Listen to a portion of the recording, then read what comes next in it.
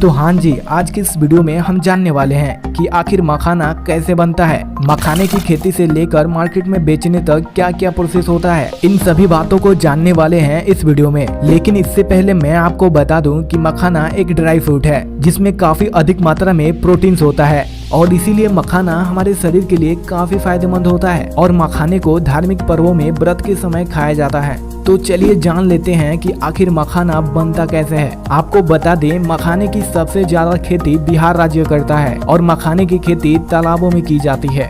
मखाने की बुआई से पहले तालाब को अच्छी तरह से साफ कर लिया जाता है, जिसमें तालाब में मौजूद खरपतवार और सारे जलकुंभी को बाहर निकाल दिया जाता है। तालाब की सफाई के बाद मखाने के बीज को कुछ इस प्रकार से छींटा जाता है और मखाने के बीज कुछ इस तरह का दिखते हैं। मखाने की बुआई के कुछ दिन बाद तालाब से छोटे छोटे पत्ते निकलने लगते हैं और अप्रैल से मई महीनों में पूरा तालाब इन गोलाकार पत्तों से भर जाता है। साथ ही पत्ती के नीचे लगा जड़ काफी लंबा और रेशेदार हो जाता है, जो कि तालाब के अंदर मिट्टी में जाकर बैठ जाता है और अप्रैल से मई महीनों में इनमें से फूल निकलने लगते हैं। यह फूल बैंगनी रंग का होता है, जो कि काफी खूबसूरत दिखता है और अगले महीने में इनमें फल बनना भी शुरू हो जाता है। मखाने का फल कांटेदार और स्पंजी होता है। इन फलों के अंदर 70 से 110 बीज मौजूद होते हैं और आगे चलकर यही बीज मखाना बनने वाला है। कुछ दिनों बाद यह फल पानी के ऊपर ही फटने लगते हैं, जिसके अंदर के सारे बीज बाहर निकलकर पानी पर तैरने लगते हैं। इस बीज के ऊपर हल्का गुलाबी रंग का कवर होता है, जो कि 1 से 2 दिनों में पूरी तरह से गल जाता है। कवर गलने की वजह से मखाना तालाब के नीचे जाकर बैठ जाता है और धीरे धीरे मखाने का पत्ता भी गलना शुरू हो जाता है। अब इन गले हुए पत्ते को बाहर निकालकर तालाब को साफ कर लिया जाता है और अगले प्रोसेस में तालाब के नीचे बैठे मखाने के बीज को निकाला जाता है, जिसके लिए वहाँ के किसान लकड़ी के बने इस जालीनुमा टोकरी का इस्तेमाल करते हैं, जिसे वहाँ के लोकल भाषा में गांज कहा जाता है। जब सारे बीज बाहर निकाल लिए जाते हैं तो उसे पैरों से मसलकर कुछ इस प्रकार साफ किया जाता है, जिससे कि बीज के ऊपर मौजूद ऊपरी छिलका बाहर हो जाता है। अब इसे पानी से धोकर साफ कर लिया जाता है और बोरों में पैक करके ड्राइंग प्रोसेस के लिए आगे भेज दिया जाता है, जहाँ पर इसे धूप में फैलाकर अच्छी तरह सुखाया जाता है। फिर इसे छलनी की मदद से छोटे बड़े आकार वाले बीजों को अलग कर लिया जाता है। अब इन अलग किए हुए बीजों को एक बार फिर से धूप में सुखाया जाता है, जिससे कि बीज का रंग काला से गहरा लाल हो जाता है। अब इन सूखे हुए बीजों को मिट्टी की हांडी में डालकर अच्छी तरह से भुना जाता है। भुनाई के बाद इन बीजों को टोकरियों में रखकर कई दिनों तक ऐसे ही छोड़ दिया जाता है, जिससे बीज के ऊपर मौजूद कड़ा छिलका नरम होने लगता है। इसके बाद इन बीजों को थोड़ा थोड़ा करके लोहे की कढ़ाई में डालकर भुना जाता है। भुनते समय जब इन बीजों से फटफट की आवाज आने लगती है, तब इन बीजों को कढ़ाई से निकालकर लकड़ी की बनी थापी की मदद से